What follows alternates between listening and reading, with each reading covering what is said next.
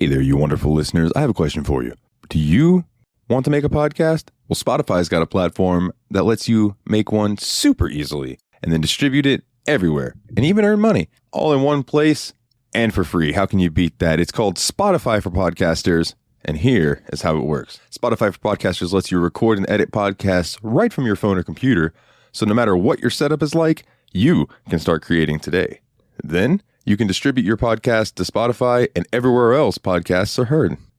Video podcasts are also available on Spotify. And when you want to take conversations with your fans to the next level, there are Q&A and poll options available, and those are the best way to get them talking. With Spotify for Podcasters, you can earn money in a variety of ways, including ads and podcast subscriptions. And best of all, it's totally free with no catch. Ever since I've discovered Spotify for Podcasters, it has made doing my shows like the Steam Machine Podcast, Yabs Pod, and the JRPG Report much, much easier to do. Like being able to just go on there, record them, upload it, boom, it's done.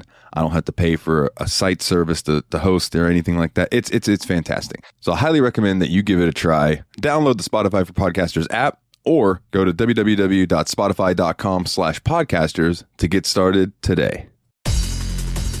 Welcome to the Steam Machine Podcast.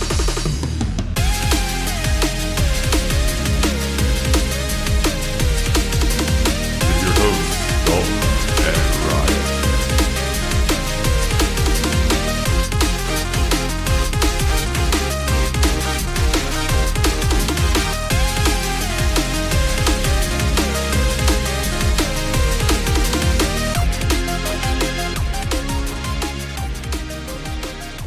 Hey everybody, and welcome back to the Steam Machine Podcast. My name is Dalton, and joining me this week, well, we got a JRPG, so you all know exactly who we had to bring in.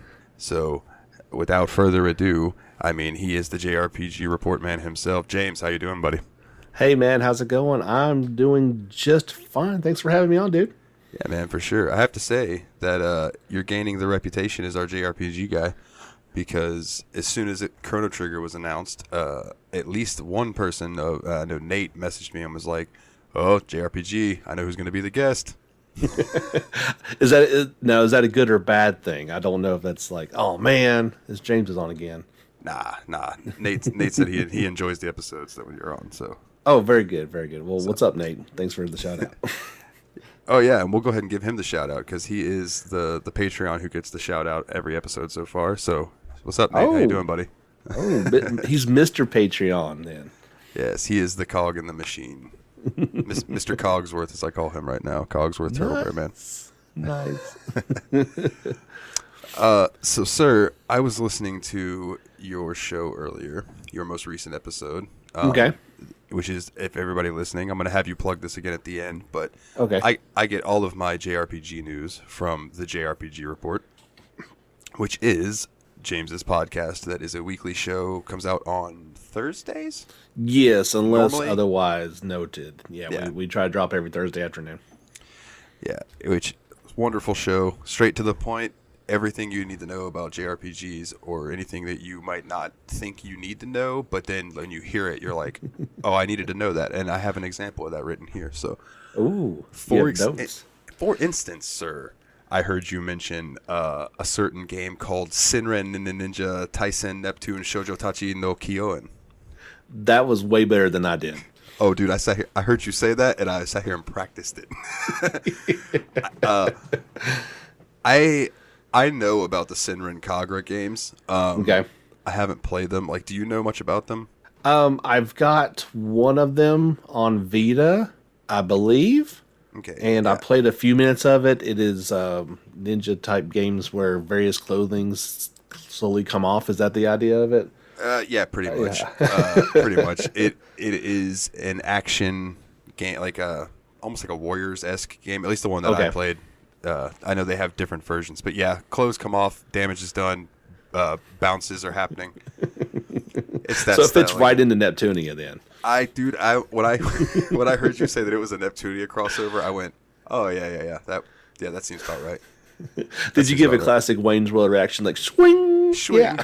Nice. Yeah. Just because I was thinking, because I'm sitting there and I was like, well, that might be odd if they're in their CPU forms because they all look like teenagers. But then when you were like green heart, purple heart, I was like, oh, all right. Yeah, that'll work. That form. Yeah, those forms. The one that's at least pushing like 16, so it's not quite as creepy feeling. Yeah.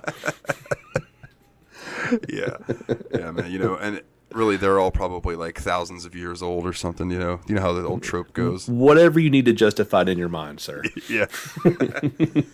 So I'm looking forward to checking that out. That seemed interesting to me. But the one, it does sound interesting. Although that would probably be something. Do you think we'll see that in the West?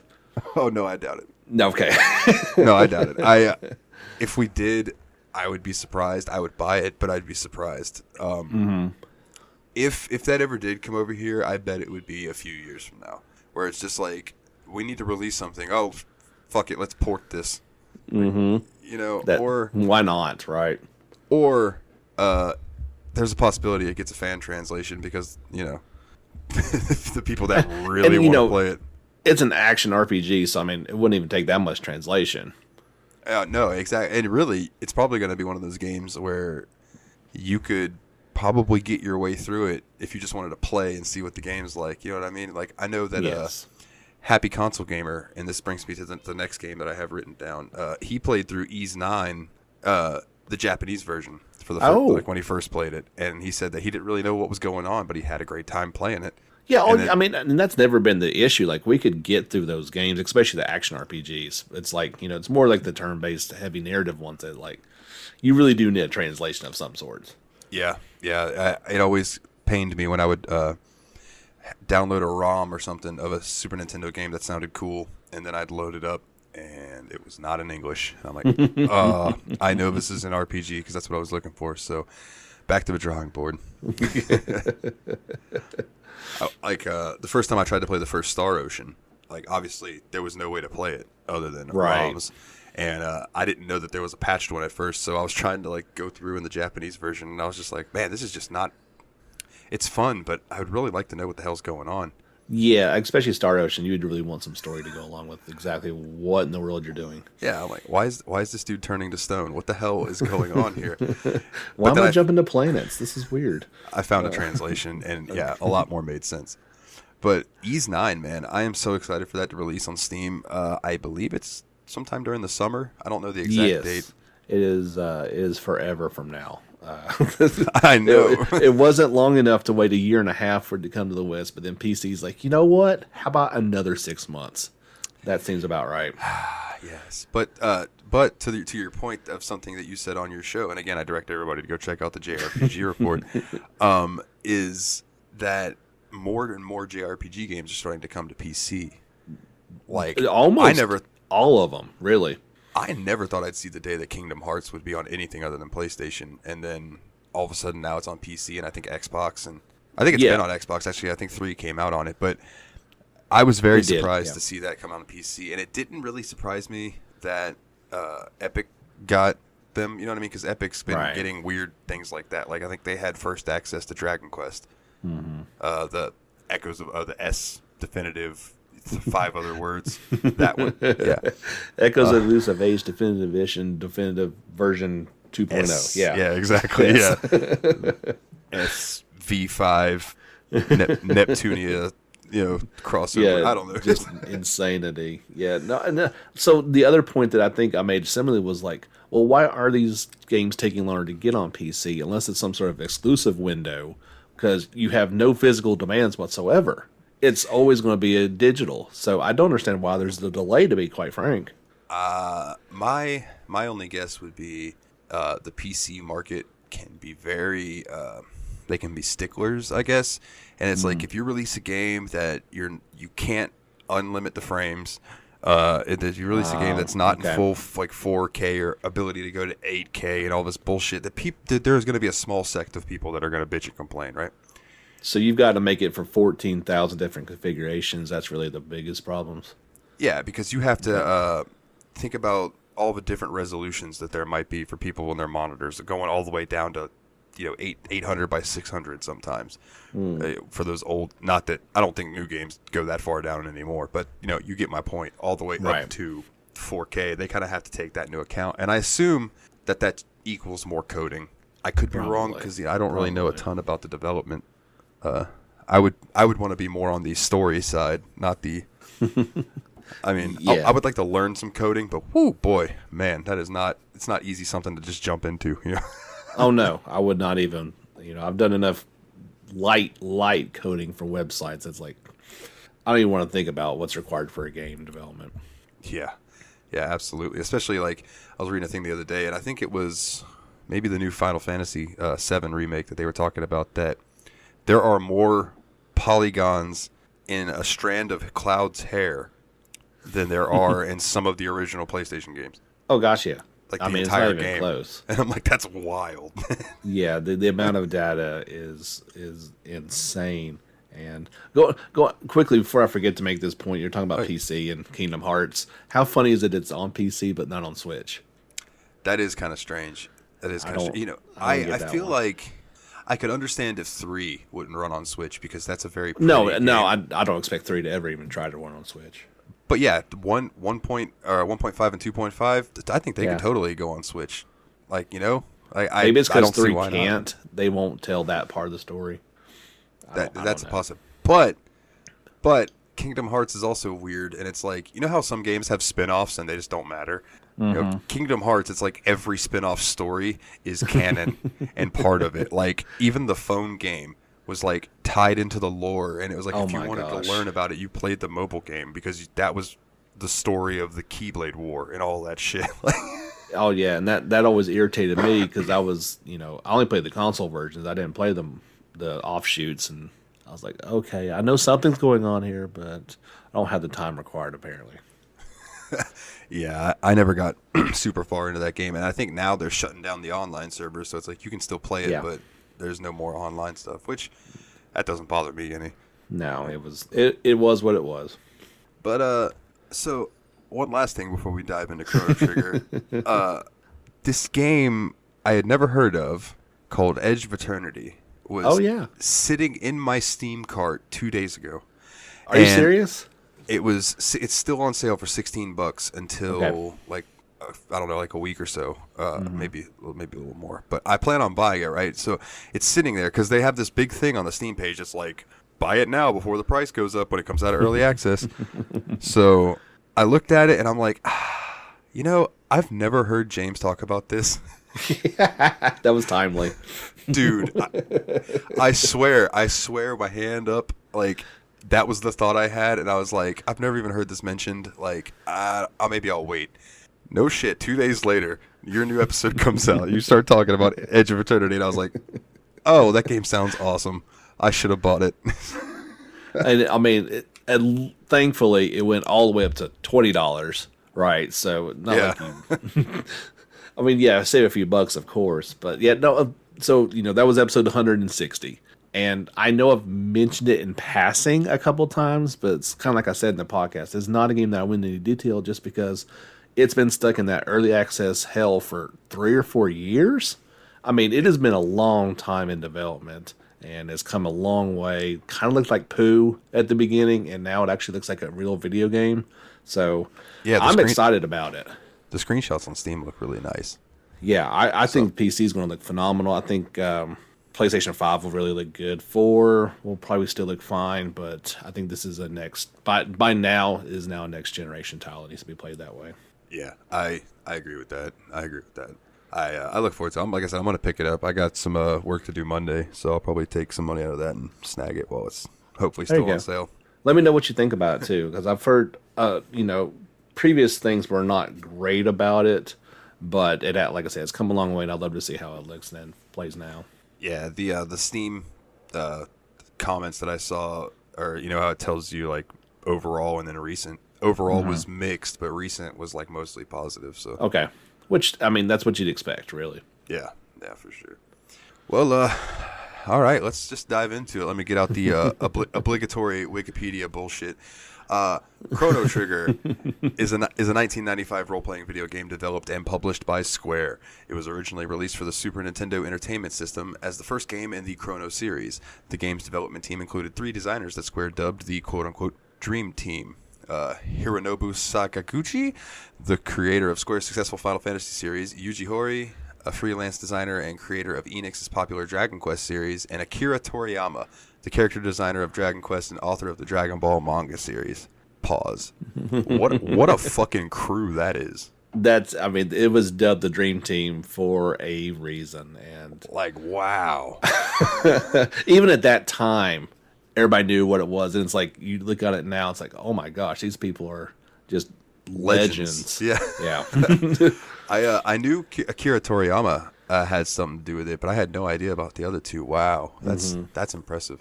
So it says, in addition, Kazuhiko Aoki produced the game. Masato Kaito wrote most of the story, while composer Yasunori Mitsuda wrote most of the soundtrack before falling ill and deferring the remaining tracks to Final Fantasy series composer Nobuo Uematsu. Another titan. Yeah. I mean, Yeah. that's just a small little segment. It's like, oh yeah, Uematsu worked on it just a little bit. What? And I actually have it noted that the music in this game is phenomenal. The battle music, that bass line slaps. Yes. Oh, I want to learn Oh it. yeah. A lot of it is Masuda's, and his work really shown, I think, in the sequel, Chrono Cross. While the music is still phenomenal in Trigger, he really hit his stride with Cross, and that's what was the game that he worked on here recently? I don't know. He just did something not too long ago as well. So these guys are still doing it all these years later. Now, I got to ask, the general consensus that I've heard about Chrono Cross is that music is awesome, game not so much. Cross? Yeah, Chrono Cross. They changed enough about it to where if you played Trigger first, you're kind of like, well, I know this is a sequel, but is it as much? Like, it looks the part, obviously, a PlayStation 1 game as opposed to a Super Nintendo game, so there's going to be some differences, but slight connections in the storyline, battle system completely different, just overall feel very different. You can tell they're connected, but not in the good ways as much as I would have liked it to have been. I still love that experience. I love Chrono Cross, but Yeah, I would like to play through it. I would like. you definitely should, especially after you get done with this one. Yeah, I wish. Spoilers. This week kicked my ass, ladies and gentlemen. So I haven't quite finished it, but we're going to cover it anyway, and I am going to finish it because I would like to see it through to the end. I never have. So before I'm going to ask you what was your first experience with it, but before we get there, so I've got it on Nintendo DS, which I played on my 2DS XL, and then I also have it on Steam. It was released, the port of the DS version, or the DS version was July 2nd, 2008. Was when it was announced, and I think it was released around then too. And then Windows came out February 27th, 2018. Just released it, no announcement, no nothing, just boom. There you go. It's on Steam. And Bam.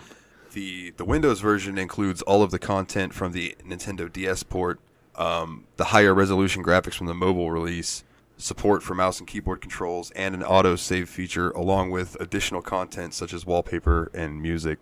The PC port did receive negative reception at first, though, because the graphics apparently sucked and it had some additional glitches, and the UI was still the phone UI. And they apparently shit the bed when it came to the control scheme for keyboard and mouse and controllers. So I can understand that. I mean, you're taking a DS, which goes from Super Nintendo to PlayStation 1 to 3D to do 2DS. I'm sorry, I guess DS at the time, and then tries to make it into a mobile hybrid PC game. That's not going to work. No. Yeah, but starting April 10th, 2018, and the last one being released on August 3rd, 2018, they released 5 major updates that basically fixed all of it. So this has, from what I've read in other places, rapidly become the definitive way to play it because it looks good, it's got good UI, and it has all the extra stuff in it as well. Yeah, I mean, I was going to say, or you want to know when I played it?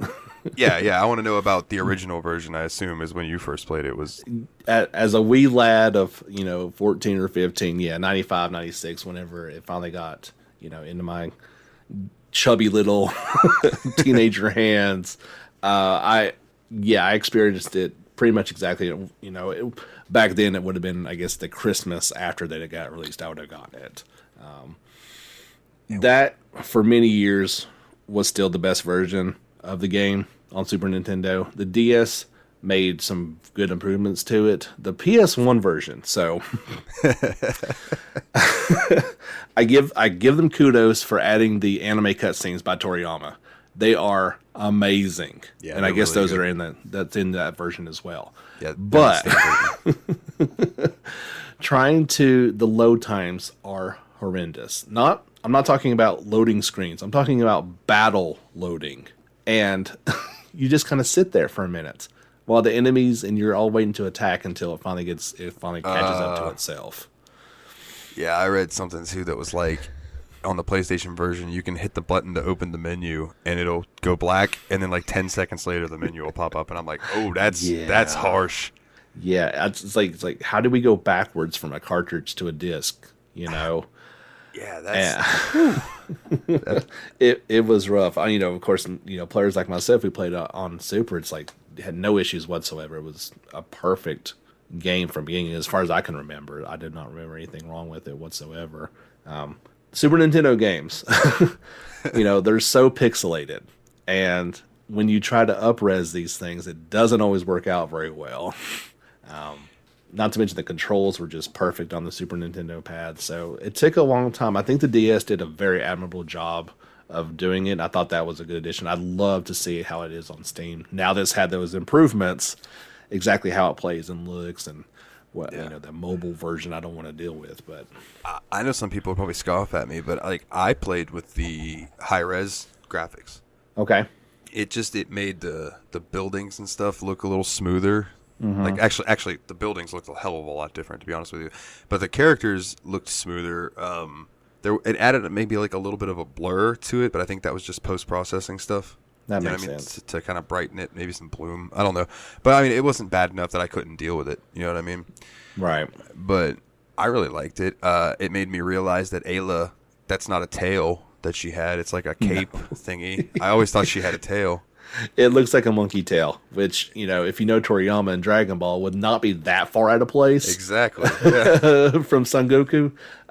So I always kind of thought that as well, because he runs around on all fours as well. Yeah. What a great character. Who else throws a cave girl into a game and it works as your, party member? Well, so my first experience with this game was I emulated it. I'm not going to lie.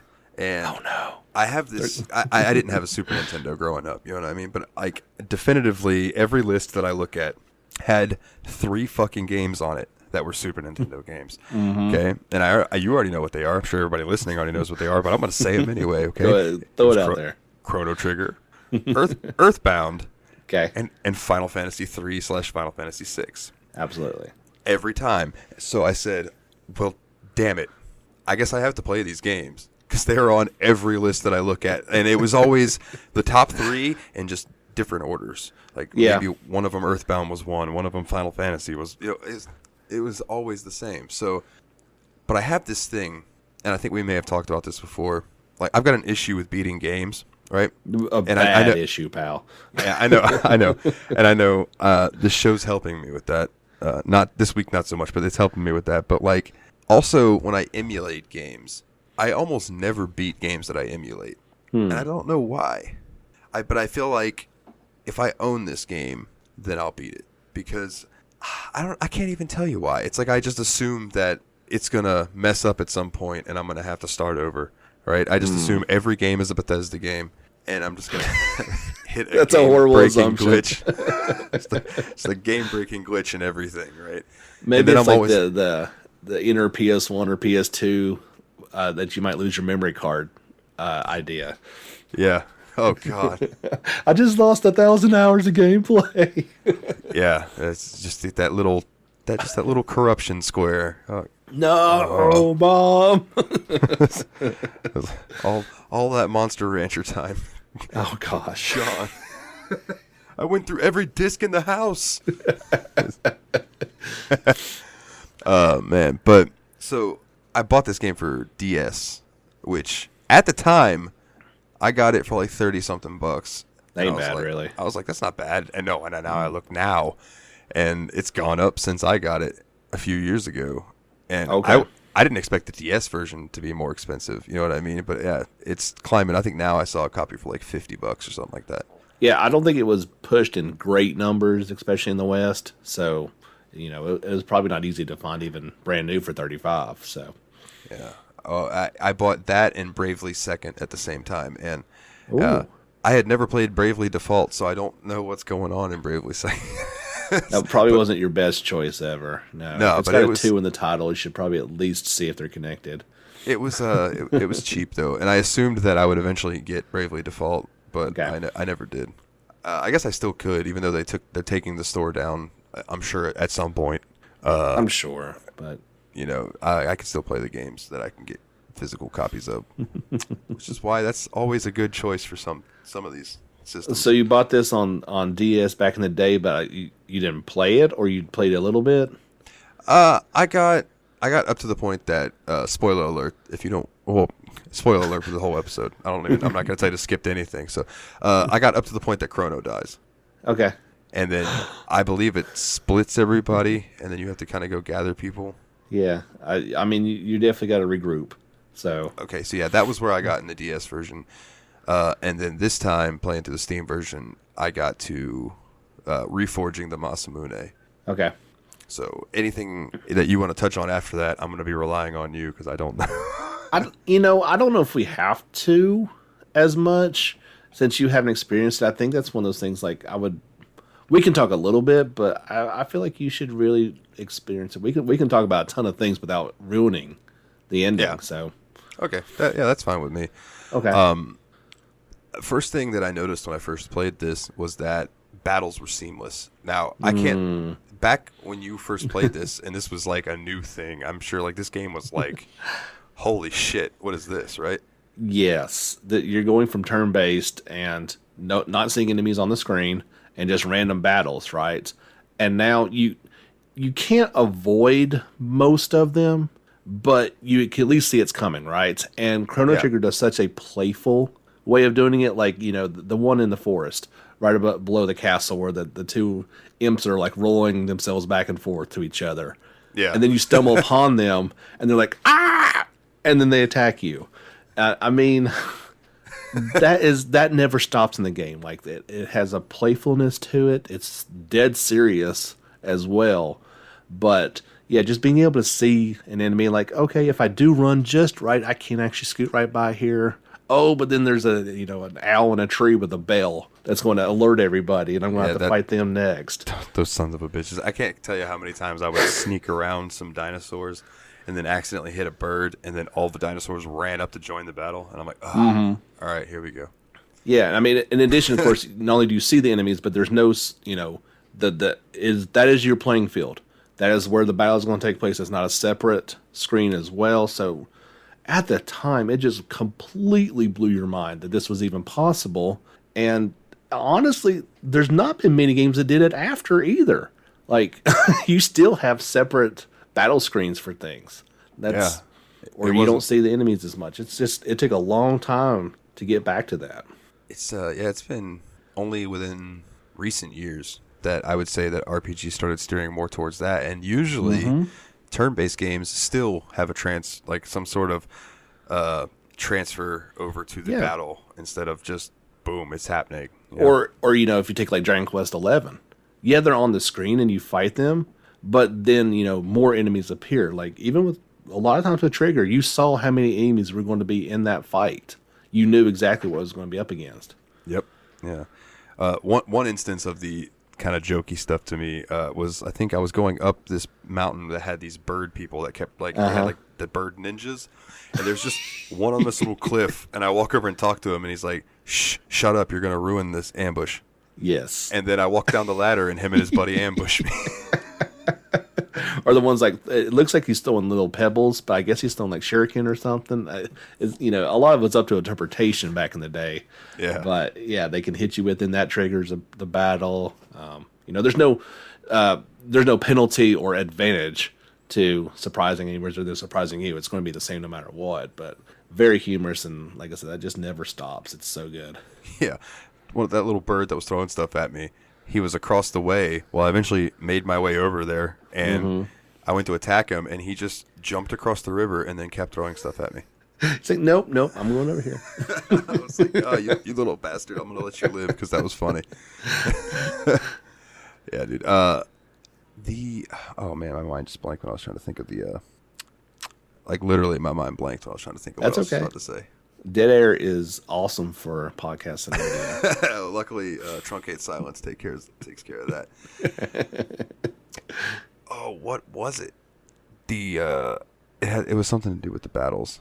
I mean, are you going to talk like the active time battle system in terms of, taking the idea from Final Fantasy 2 or 4 and perfecting it? Like that, that feeling of like, I got to make a split decision, or I've got to go down this list of spells or to the right tech that I want to do in the right amount of time. It's balance of strategy, timing, and staying on top of it was just masterfully done. I switched that over to wait. Did you? Okay. Yeah, because I was like, I kept pressing the wrong shit, and I was like, no, so I did put it over on wait. But I can see that it might be a little bit different too with PC, not having a controller in your hand that you don't have to really think about. It's just second nature. Might be a little different. Yeah, it was. Super Nintendo was so basic. Yeah, I would use that excuse, except I played it on my Xbox controller. But okay, well, I mean, you didn't have to say that. I guess everybody knows by now. Nah, I mean, I'm honest with the listeners. It's all good. Like, I'll probably end up leaving me mind blanking in there just because it's like, fuck it, I'm human. I'm sure they expect that by now too. Like, yeah, it's like, well, hell. I'll just curse until I think about it. Okay. Yeah, usually that helps. You just throw obscenities out there, and eventually it comes to. So who was your party? Like through? I know parts of the game you have to kind of choose different people, but like at the end, your definitive group. Oh man, it's hard to go away from Chrono, you, and Frog is tough to get out of there. I don't know if we ruined it by saying his name, but no, Frog is like it's like Gabe or something, right? Glenn, yeah, the Squire. That's only because they're tech attacks like X Strike. I mean, they're so well balanced, and you need a magic person in there. So usually was I think the princess's name. Oh my gosh, Marl. So yeah, probably your first three was hard for me to go away from. I enjoyed using the other ones kind of leading up to fights, which is kind of what I've always done in JRPGs. Is you've got your main crew, and then you'll use some other ones along the way. But then when it gets pushed and shoved, it's hard to go away from that. Luke is obviously great with her magic as well, and Aya comes in, she's the muscle, and then if you choose correctly, you could add that other party member. Yeah. Yep. Magus, right? Yeah. Which I never used him. I don't know why. He's awesome, but he's probably the last person into the lineup for me. Everything that I've seen about Magus, it's like he's really, really good, but you get him late in the game. So if you want him to be at his best, you have to go farm. Yep. You really got to put in the time, which I wasn't willing to do. Yeah. And everything that I've seen says that I have to, well, not have to, but I should farm with Ayla until she has Charm, which is like the steal ability, I guess. It's fantastic. Yeah, you can charm in dinosaurs. It's always fun. I don't know why. I heard Ginosaurus and Ginosaurus Rex. Now I'm just thinking like this big, scary vagina. All right, let's not go there.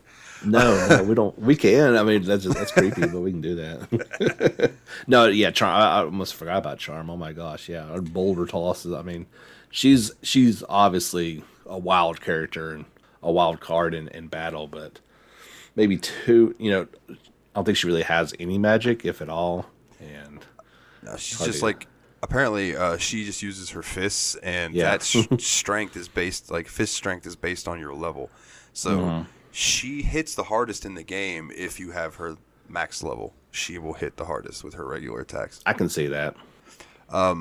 Now, the PC and the DS version have an updated translation. Okay. And I could totally tell because the guide I was using was for the Super Nintendo version. And anything that Frog said in the guide was way more Old English than it was in this. Like, he didn't do, like, the canst thou and stuff. Like, he still said things that you would back then, but it wasn't laid on as thick. Really? Oh, that's a shame, actually. Yeah, like he still, like, you could tell he was a British noble. That's what he sounded like. But it wasn't like, thou wast fair maiden, doeth they walk thy way to, you know. All that stuff. I don't know, when his theme music starts playing, when he makes his entrances, or when, you know, you're going to go get the Myers Domain and it finally gets powered up and he does that giant slice on the mountain to open up I was the way. just about to say, like, yeah, my memory I'm getting the feels like right now remembering that. my one memory of Frog is him just slicing that mountain in half. Just boom. We'll go this way. I'll make you a door. Don't just stand back. That beam going up into the heavens, like, oh man. Like, that sword is used, that's a mainstay in JRPGs. I mean, Sephiroth's sword, a little different, but yeah, like, I don't know, like, that game made it so powerful, and you could still use it later on in the game. It wasn't like it got obsolete by more powerful equipment later on. It was still pretty powerful for a long time. They nailed it with that. Yeah, and of course it's a boss that splits apart and loses its power, and you gotta defeat it, and it's like this whole big ordeal. Like, what? I've got to fight my weapon? Yeah, that was the interesting thing is when I walked in there and it was just the two little kids, and then they turned into the Masa and Mune. Oh man, that's not an easy fight. I was like, oh man, and then I beat them, and they're like, oh okay, well now we'll just do the Dragon Ball Z formation. It was totally the fusion, yes. Yeah, thank you. That was the word I couldn't think of. Fusion. Yeah, they did the fusion thing. Boom, and they become this giant monstrosity. Like, no, oh man, that shockwave they send the boss fights in this game, and you've not even experienced the truest, toughest ones. Like, they will destroy you, and you'll have to go back and grind for a while, head back to the sewers, whatever you need to do. They're obviously, I guess if you're going to play it on white mode, you're going to have not as much trouble with it, but being inactive and not having time to do what you need to do, they'll wipe you out in a matter of time, no matter. Yeah, and the wait mode, man. That's just that's just because, like, sometimes I'm like, all right, do I want to do a normal ability? Do I want to do a combo? I don't know. Do I need to hit this thing with a magic? And by then they would have just wiped half my party while I'm trying to make that split decision. There's one boss fight in particular. Have you went back? My mind's foggy is about how far exactly you've gotten, but to the Kingdom of Magic, have you made it that far? The Kingdom of Magic. That does. It's not in the sound past. Super. I've been to the past a few times. Okay. I went the one. Is it where all the monsters are in town instead? 600 AD. It's not quite. No. Okay. There's one that's on top of a mountain, and you've got to rescue a certain somebody. And that fight, even going back and playing it again, I still die a couple of times every time. Your party's not ready for it. It's one of those, like, you know, it's a tear jump. Like, oh yeah. all of a sudden it gets real hard, real fast, and you've got to go back and grind. And yeah, oh my gosh. Now, Chrono Trigger is a game that I've not actually played in a while. I don't know if you do this to games, but it's on a pedestal, and Yep. I prefer it to stay there. I don't want anything to ruin that sacred memory that I have as a teenager, right? Yeah, And I understand that. I can't do it. Even to this day, I've not played it outside of my teenage years. I played it a couple times back then, and I played it on the DS when it came out, but I guess so I was in my 20s when that happened. But not as an old man, I've not played it again. Okay, well, there's a point I'd like to get to right there, but real quick, Marley or Marl. What did you always say? Marl, I assume, is what you said. I would say Marl. Yeah, That's what I always said too, and I'm like, what a weird name. Marl. It is weird. It's not a very princessy name. Not at all. So I sat there trying to remember, and I was stubborn. I didn't Google it. I was trying to remember what her name was, and I was just going to change her name to that, and I could not remember Nadia for the life of me. So I just went with Marl, and I'm like, all right, I'm just going to try to call her Marley, but nope, it's Marl.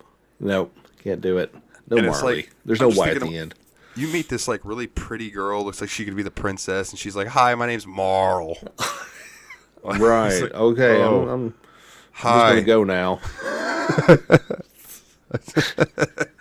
Yeah. So what was your one comment on the Discord channel that you keep on fighting the robot? What's his name? Oh, Gato. With the rapid robot. Yeah, the giant cat rapping robot. Okay, so yeah, I'm glad you brought that up because I forgot about that. You gotta get them points, yo. I farmed that thing for like hours because I wanted all of the best gear right there in the beginning to get a little. No, we've all been start. There. And the silver sword did last me a good while. I'll give you that. It does. Like, yeah. The armor was kind of a waste, but the silver sword was nice. But I killed Gato probably 30 times before I realized that he was telling me, "Your card's full. I can't give you any more points." Oh no. So I went and turned in my 200, even though I had just racked up like 500, and then had to go and get more. And oh man, it was defeating. But I was watching Dave from Tadpog. Shout out to Tadpog. I was watching Dave's stream, and I think, his whole stream I was just fighting Gato. Just going back and forth. Best stream of all time. I'm just going to go farm this robot for a while. Yeah, and then when I was streaming it on Twitch, I was like trying to pay attention to the game, but I was also like talking to people in chat. Yeah. So I was just like not paying attention to what I was doing. I ended up dying because I wasn't paying attention to my health. Oh no! It was rough. Nobody's ever died against Gato before. That's killer. No. I don't think I died against Gato. Okay. I didn't know you could. I think it was a battle later on, but okay, and you weren't paying. I gotcha. Yeah. But no, with Gato, yeah, dude, solid at least 3-4 hours that I farmed him. Wow. Was it worth it? Absolutely not. But you didn't do the monster races or the. I did a couple monster races. I saved the little girl's kitty. Of course. What kind of monster are you? You've got to. Did not take Homeboy's lunch either. But you needed that lunch. It was good. It was a good item. I waited for Marl to look at the jewelry and candy and stuff. I did not ask her to sell her necklace. So in theory, I should have gotten not guilty across the board. You should have been innocent. Of course, it doesn't matter. Yeah, I got not guilty all for one. Okay. The last dude was like guilty. I was like, oh no, I'm sorry. There were two of them that said guilty, and I was like, fuck you guys. Did you even listen to the evidence? Because I ran into her, and then I went and picked up her necklace, but I gave it to her. Like, right. I didn't steal it. I didn't try to get her to hawk it. Leave me alone. But it's funny how this game, like, you end up being the cause of your own pains in the ass, because it's like you're only going through this because you caused there to be a justice system. That's kind of deep, man. You know, and it's like, and then like the world starts to end because you fuck with Magus when he's trying to stop the world from ending, and like you know, all of that shit. It's just wild how this game's he was trying to summon so he could defeat it then when it wasn't fully ready to. Yeah, I mean. Yeah. For a game in 1995, thinking about time and its connections along 65 million years or whatever, that's a lot to think about. the whole butterfly effect. You know, what's funny is I had the thought, I'm like, man, this game does not give a fuck about the butterfly effect. And then the further I got into it, I was like, oh, they're brilliant. Okay.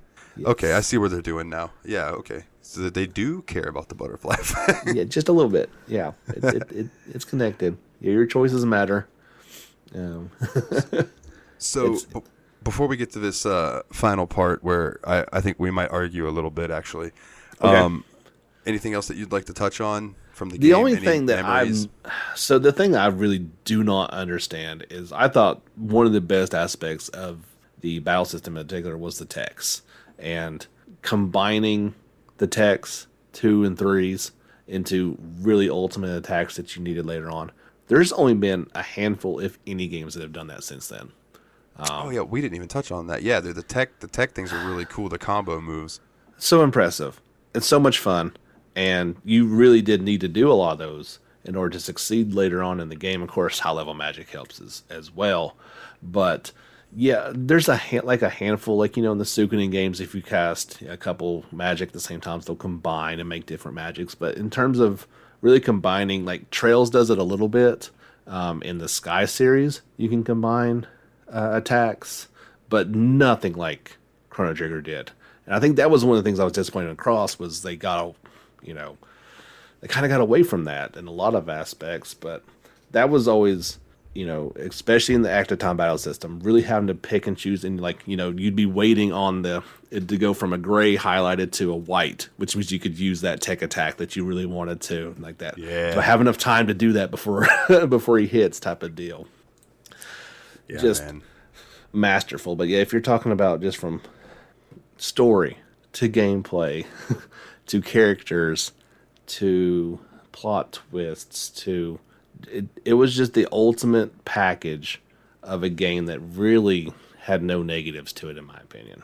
Yeah, and I mean, with the team that worked on it, how the hell could you go wrong? That would have been bad, right? If you got all I mean, this talent together and all this money, and it was okay, I guess.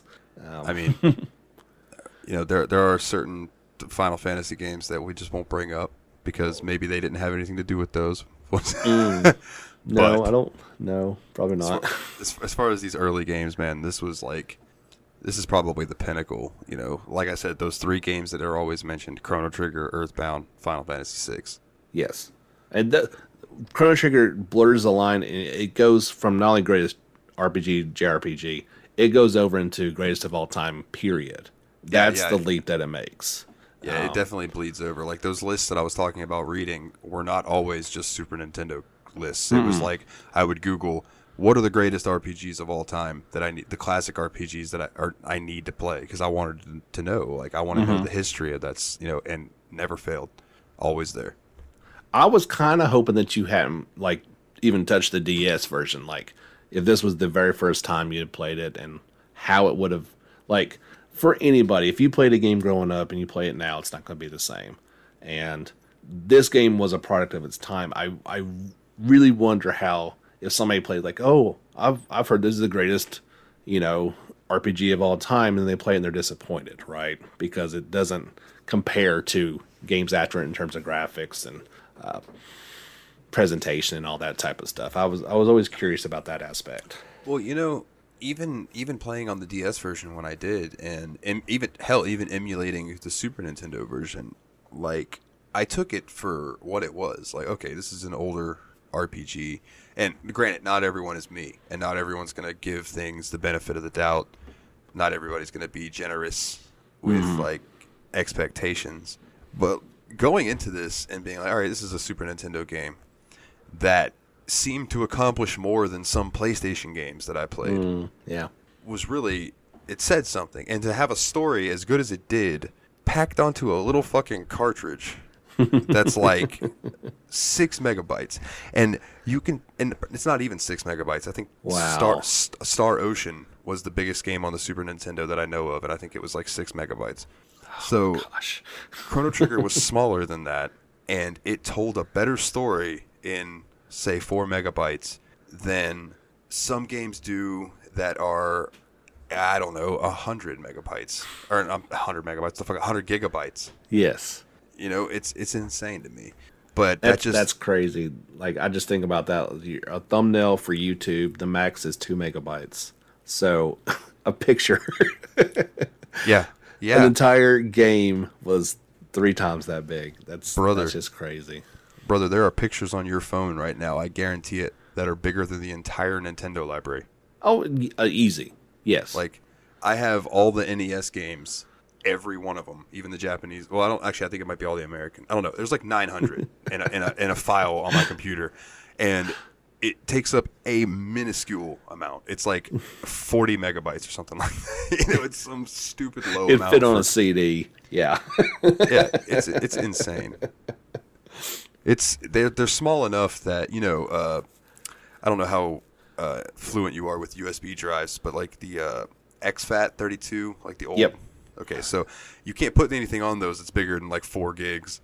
Yeah, that's always you find that stuff out the hard way. Yeah, Kills me. Yeah, kills me all the time because format and all that stuff. Yeah, my PlayStation 3 is one of my PlayStation 3s is jailbroken, so I can put older like emulation stuff on there, and it's like I start getting problems when I get into the PS2 games, but I can put every Nintendo game, every Sega Master System game, every Super Nintendo game, every Genesis game, and it just doesn't even come close to the maximum. Like, oh, you can't move this on here because it's larger than 4. Blah, blah, blah. You got to make your shit smaller. Oh my gosh. No, I don't want to do that. Just, you've got plenty of room. Do it. Yeah, exactly. It's like, dude, you got 32 gigs on you. This game is 4.5 gigs. You can handle that extra 0.5. It's okay. I believe in you. But you can do it, buddy. But so to wrap up, the thing that I think we may argue with a little bit. So we have had a previous conversation about games that should not be touched. Oh, okay. Right? And we both agreed that Chrono Trigger is one of those games that should not be touched. True. I have an addendum to that. Okay. I don't think it should. I don't want it to get the Final Fantasy VII remake. I don't need them to add anything to it. But I think if they wanted to bring this game into modern eyes and avoid some of the problems that you were talking about, how people might not want to be able to, like, I don't really want to go back and play that, but they might want to experience it. I think the way they did Trials of Mana would be viable for this, because they just took Trials of Mana, made it pretty, and released it. It's the same story, it's the same path, it's the same length. They didn't add anything. They just made it pretty and put it out for new people to experience now. And I think that could work, but I could almost get on board with that. I think probably when we had that conversation before, that was before Trials of Mana. So every time they've tried to do this before, it's not worked. That game in particular was exactly how to do it. And they did it right. Now, Trials of Mana is not a sacred cow. So they could do that. True. This is also true. You know, they tried to remake Secret of Mana, which is much more sacred, especially to Western audiences, and it failed miserably. So yeah, but see, they tried to change too much there, in my opinion. They did. They tried to change everything, and it didn't work. So I mean, I would, at this point, I would probably be more open to the idea. I don't think it's ever going to happen, so I don't think we have anything to worry about. But so what if they made a game that looked like the anime cutscenes, right? I mean, that would be. Yeah. They could do that now. That would be pretty cool. Yeah, absolutely. Do the cell shade the characters and everything. It would be sweet. Yeah. I mean, they're not going to be able to keep. They're going to have to change it so much because you just can't HD Super Nintendo games. It doesn't work at all. You can't HD PS1 games. They have to be pretty much remade. And yeah, but if you as long as if they could keep the battle system and they don't touch the story, which I think even what was it added? The DS actually, they said they added a couple. It added some extra dungeons. Yeah, which I wasn't aware of that. So I learned something in doing some rebrushing up on the topic. But keep the multiple endings, keep everything the same, and just try to do it. I've come around on that a little bit more. I wouldn't love to see it at first, but if somebody did it right, then I'd embrace it. Yeah, and thinking about the graphical style that you're talking about, the way that they've done recent Dragon Ball Z games would be perfect. Yes, I agree. You know, that 3D but super cell shaded still looks drawn, but is really polished. I think that would be that's Toriyama as well, so that would seem to be an easy translation. Yeah, for sure. I think it would work, man. I think it would work. I would, as long as it's not a mobile offshoot. God. Oh god! All right, so yeah, let's wrap up on that. What is up with all of these fucking mobile games lately, dude? I guess it's big in Japan. Is that the thing? It's so huge in Japan that I think we've even talked about the difference in lifestyle over there, where public transportation is everything in Japan. So you have people with these long train rides. They gotta have something to do. It was the mobile market, in handheld market, and the phones are just so powerful, and you've already got one. It just made sense for them to do it this way. And you brought in this whole casual crowd that caught on very quickly. It's a numbers game, and they can't avoid it. They sense. want to, but it makes so much money they just cannot avoid it at this point, and it's not gonna get any better. Yeah, it's almost like I could imagine that they put out these mobile games and gotcha games and stuff to fund the games that they really want to make. It is. Like, You're probably hitting the nail on the head right there. That seems like a very good, steady income because, man, how many times, I don't know if this affects you or not, but like how many times I've been playing a mobile game and I'm so tempted to just pay that $1.99 so I don't have to deal with ads anymore or whatever. You know what I mean? Yes. And then, boom, that's $2 they make. And there's probably a million other people that had that thought at the same time. Boom, there's $2 million. That's all it takes. And you have to like. So I don't really fault them because these games take these AAA big title games, 3 and 4 years of constant development, millions of dollars. How are you going to just pay for that? Because yeah, that game will probably recoup its cost and make a few dollars, but you need money in the meantime to make it, and that's where it's coming from. It's these mobile offshoots. They're not going anywhere. Unfortunately, can you hear the frustration in my voice each week as I report on these things? Oh yeah, when you're like, all right, this next one's a mobile release. That's why, dude, I laughed so hard with your April Fool's joke when you were like, this is now a mobile-only JRPG podcast. And I had to, because I listened to it a few days after, so I was like, what? And then I looked and saw the date that it was released and went, oh, thank God. I took it for about 2 minutes. It's as long as I could keep without laughing. But I mean, yeah, it's every week. I mean, I'm reporting on, if it's not exclusively to mobile, it's a mobile offshoot. It's, a pocket version of it. There's just so many different things, and there has been a few quality. Like I've talked about Fantasian a couple times. It looks of quality. It's not a gotcha game, so that's good. I prefer to talk about those titles, but at least you know where that's coming from, and you don't have to pay every month to play it, other than Apple Play, which is Apple Arcade, but. Yeah, which they've got some cool stuff. Like that Clap Hands Golf looks awesome. That's coming out. It's so much fun, dude. Is it already out? Oh, that's badass. Yeah, like you got to play it differently. Like even I put my controller up to it, and it doesn't play like the old games. You still have to do a little bit different, which I don't love. But what are you gonna do, right? It's still it is as close as we can get to Out of Bounds and some older games, which I put way too much time into. Yeah, I've still got World Tour on my PS3. Oh man, love that game. It's funny, like, so I bought Everybody's Golf for my dad. I think I told you about that last time you were yes. on. So since the last time I've talked to you about that, he's found people that he likes to play with. They have their little friend group thing, and they're from all over the world. And he's like, man, typing on this keyboard on the screen is a pain in the ass. And I just looked at him. I looked at him. I said, do you want a keyboard? Mm-hmm. And he was like, I mean, you got an extra one? I said, Dad, I got a Bluetooth keyboard that I'm not using. He's like, yeah, I'll take it. So I brought it to him, and I said, I also got a busted pair of Turtle Beach headphones. I was like, they work really well, but they just won't fit your head right because they're both kind of broken and taped. He goes, no, I'll just wait till you get your new pair, and I'll take your old pair. All right. So later that night, like my new pair was coming in 2 days. Later that night, he's like, can I use those Turtle Beach headphones? And I was like, that didn't take long. Yes, you can. So I hooked him up. And then now he's got my old good ones. But that's awesome, man. It's nice, man. Like, I'll go out to get a drink at like 2 o'clock in the morning. He'll be up playing with somebody from Thailand. Just like, that's funny. That you're bringing back so many memories. That's exactly what I did on Out of Bounds on PS3. Like, I'd play it, and yeah, I had my keyboard hooked up to it so I could type, and then other people were they were using the controller to type out. So I was like, are you insane? Like, I don't have 4 years to wait for you to type this in like it was a 1990s cell phone. You got to let's go. Type. Yeah, dude. Especially on the PS3. Whew, brutal. Good Lord. That interface was not friendly. It was not, but it was so much fun to play with people. That was a whole new experience. Like, oh, I can play with people around the world and have a lot of fun. This is cool. My experience with World Tour, I think that's what it's called, is Hot Shots Golf World Tour. I could be wrong. It might be Out of Bounds. Like, hell, I don't know. It's been so long. But there was this one course in particular. It was a par 3.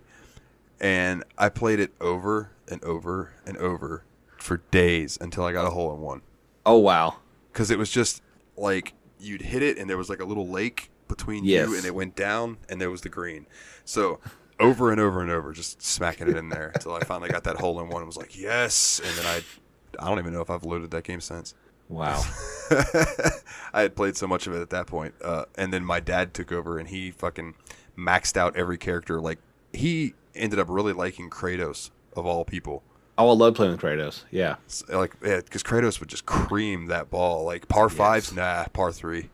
Those two extra are just there for buffer. Like, Oh, yeah. Or you could reach the green on par fours and two. Yeah, it was just not even close. it was wild.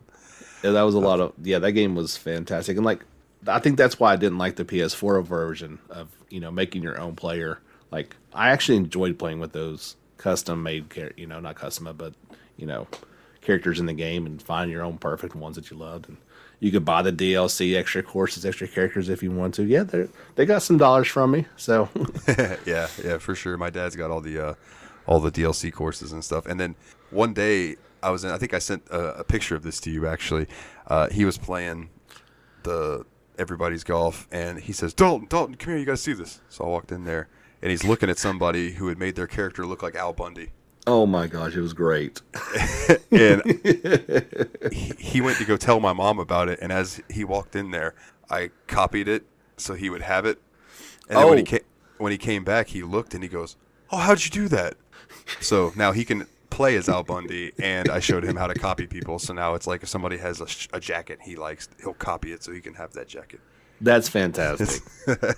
Well, let me do some wrap up stuff here real quick, buddy, and then I'll let you go. So we have started with Steamy now gives us 5 choices, and I put them up for a poll on the Discord. Nice.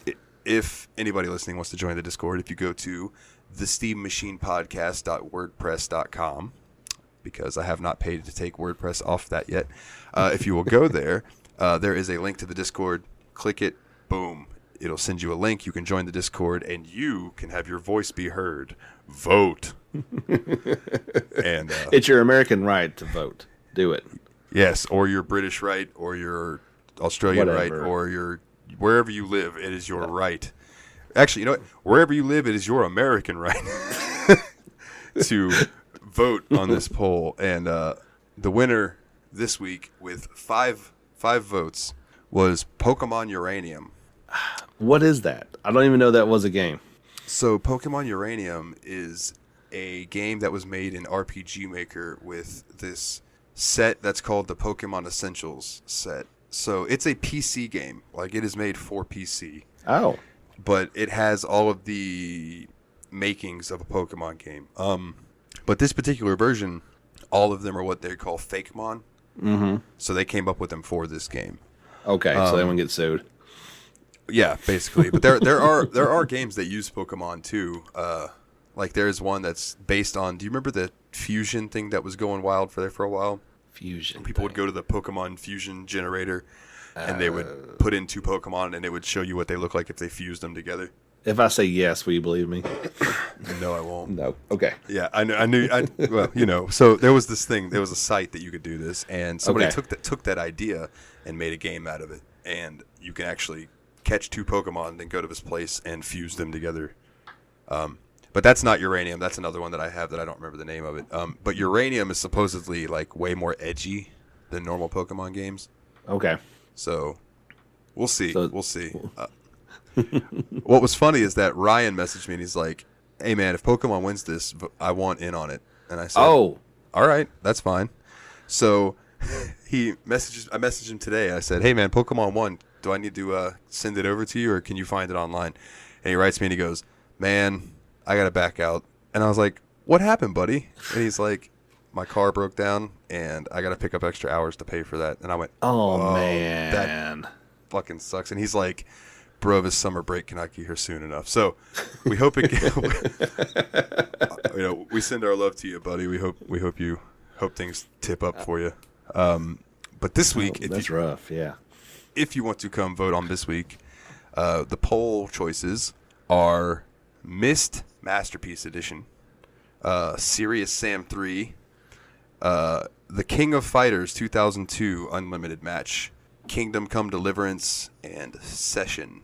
Those are the 5. And let me tell you, King of Fighters coming in strong. I'm looking at it right now. So yeah, that looks like what may unless all the listeners say I want to do something different. You want to tell me? Do you want me to tell you what I voted for? Yeah, sure. Just because I think you should be punished. I think you should have to play Myst. I remember, I mean, obviously I didn't play the Masterpiece Edition, but having to, put this CD-ROM in there and play Myst way back in the day and not having a clue what you're supposed to do, point and clicking on towers and stuff. So I think you should but I don't think that's going to win at this point. So everybody just... Dude, it's looking heavy towards King of Fighters. But Which is, I mean, is that not a fighting game? Oh, yeah, it totally is.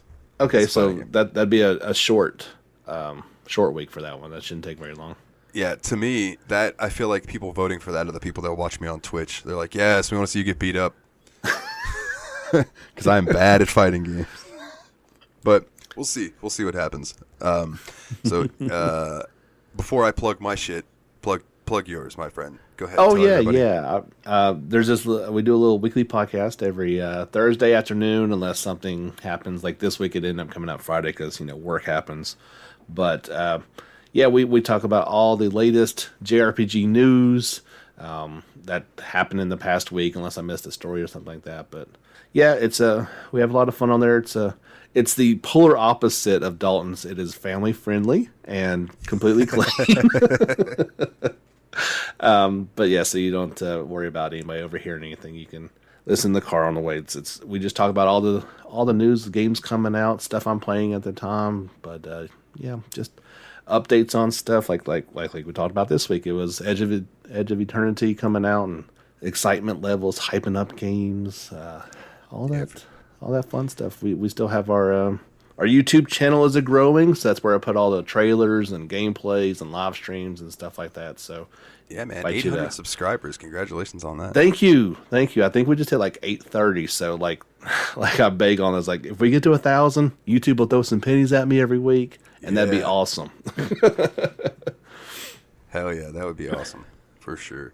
The YouTube, the podcast, I can't recommend them enough. It's good stuff, and sometimes I'm on there and you get to hear me behave myself, which is wild, right? I'm so proud of you when you come on, man. I really I know, because you know how I normally talk, so you know that I could get an Oscar for me being on your shows. I think in all of our conversations I only had to edit like 1 or 2 words. It was great. yeah I do really try to censor myself. There are times that I get excited when we're talking about something and one will slip out, and then I'll immediately be like, oh God, I'm sorry. Well, no, I mean, I'm proud of you because, as a father and, an older gentleman, I guess I'm going to call myself. I know it's not easy. Like, I hang around with my nephews and my brothers, and, they don't hold back sometimes. It's like, yeah. It's not easy to do, and I applaud the effort. I really do. That's not easy to do. Yeah, man. Well, I try for you, brother. I try. Well, if you would like to find us on social media, you can go to facebook.com/Steam Machine Podcast, or you can find us over on Twitter. It's at Steam_podcast. If Facebook groups are more your thing, there's the Steam Machine Podcast Lounge, where most of the time it's usually just me sharing little memes that I think are funny. But, if you would like to join in on the memes or come and talk, that's your thing. Come join, talk it up. Like I said, the steammachinepodcast.wordpress.com. We got the website going. There are links to everything on there. There's a link to the Facebook. There's a link to the Twitter. There's a link to my Twitch page if you want to watch me stream on Tuesdays and whenever else I feel like it. There's a link to my music. Hey, do you like the music that plays at the beginning and end of this show? There's a link to my Bandcamp. You might be able to. You could pick up an album or 2 on there. It would always help me out. And actually, I think something that's not on the website that I've been meaning to add is if you want a shirt, we're on threadless.com. I believe it's TSMP Productions. And you can find a nice show logo shirt, or you can get a mask with it on there. You can get shoes with it on there. You can get underwear with Steamy right on your crotch. You can get underwear? Are you serious? I didn't know that. Dude, when you make a threadless thing, they're like, what do you want your design on? Click whatever applies. And, dude, there's so much. Like, I think there's baby onesies that you can get with the Steam Machine logo. It's so ridiculous. That is awesome. But do you want a steamy crotch? Everybody wants a steamy crotch. Get you some Steam Machine underwear and show it off. I think they make a powder for that, don't they? Some talcum powder. No, talcum powder. Yeah, just go put it in there. But yeah, man, get you some swag. Send us a picture of it, man. Like, I don't even care if it's just you in some Steam Machine underwear, you in a shirt. If it's you in a mask, you in some shoes. You know, if you got a backpack with it on there, dude, send a picture of it. Let me see it, because I want to make a collage of everything. Now, obviously, if you're in your underwear, I'll keep that one for my personal sake. Don't worry. But I was about to say, I'm pretty sure you just asked for pictures of dudes in their underwear, but that's your podcast, and that's what you roll with.